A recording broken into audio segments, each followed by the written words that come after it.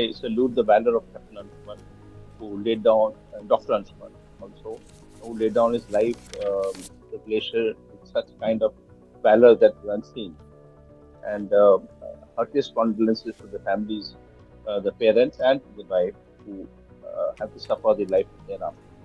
Now, to ask that question, I think this is not the first officer who has laid down his life and become battle casualty. We have this round the year for last 30 years. So to say that there are no systems existing and the government should interfere and for every single issue we create a controversy, I think it's not right. We should be prudent in handling such issues, especially in relationship in such kind of relationships. Yeah. Now, having said that, my own new views may be dated because I retired 7, 8 years ago, and the policy may have changed.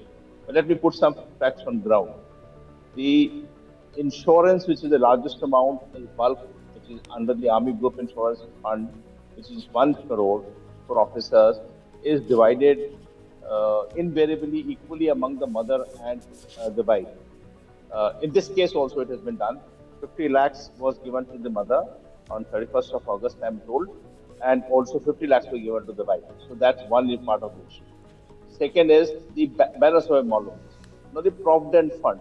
As you rightly pointed out, the Provident Fund, the officer needs to nominate. There's a nomination issue. You can nominate Provident Fund 50-50, 30-70, or whatever he wishes to do so.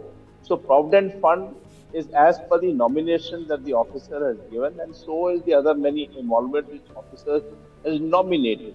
And that nomination stands up hereafter. I am not very sure in the particular case the Provident Fund has gone to the mother or the wife, because I do not know what has been endorsed in the Provident Fund documents of the office. Since they were married for only 5 months, it's well nigh possible that he has not been able to change the Provident Fund, and it could go to his parents still.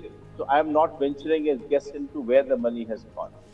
Then there are issues about death cum retirement gratuity and many other emoluments which are divisible, and it can be divided as per retirement, as per requirement, and as per rulings laid down. The rulings are not laid down by the Army Act.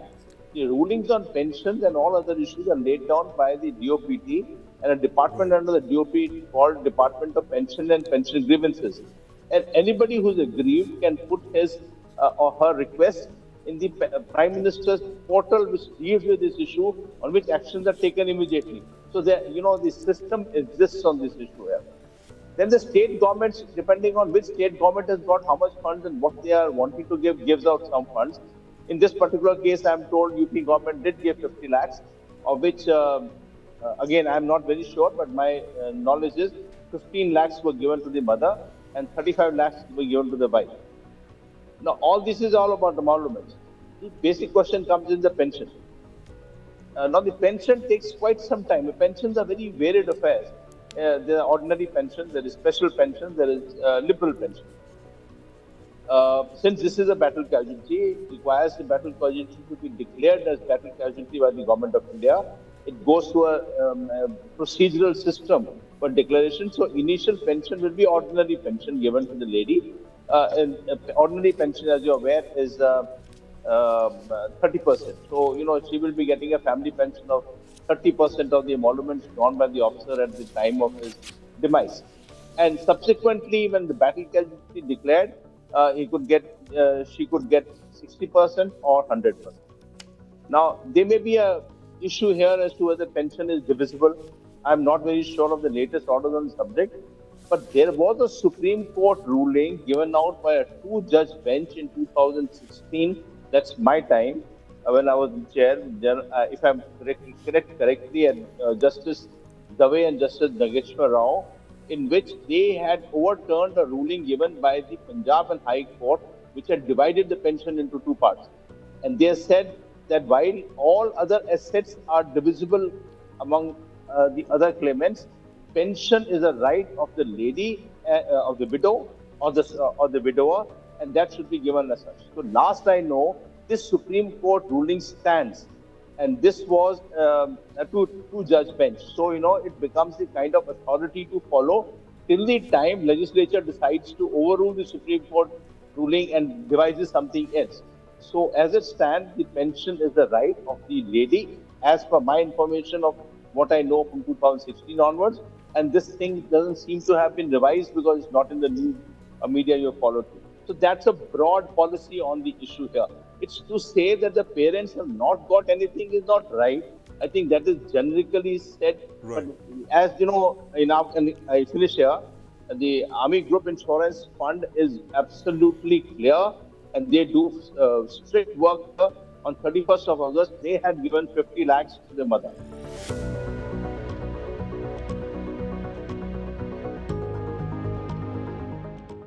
Look, no system can satisfy anybody or everybody. Right. You make a rule like this, the spouse could be in 50s, and the parents would still be alive. And the spouse is in 50s, they could be having two kids also. So the Right. kids have also got entitlement. This is not a simplicity. We are referring to a case in which the lady is young, just been married, and then the rules are also applicable across the board to the entire government here. They are not specific rules for the armed forces here. The rules are made by the pensions and pension grievances, Yes. DOPT. So while we can say Ministry of Defense should work with it, but these are, and there are a whole lot of court cases on these issues, on and on all over India on division of money that is allowed to them. Right. I think we should be prudent in making hasty judgments and say no, what should be done or should not be done, because these are very singular, difficult matters, and they need to be resolved into great amount of prudence.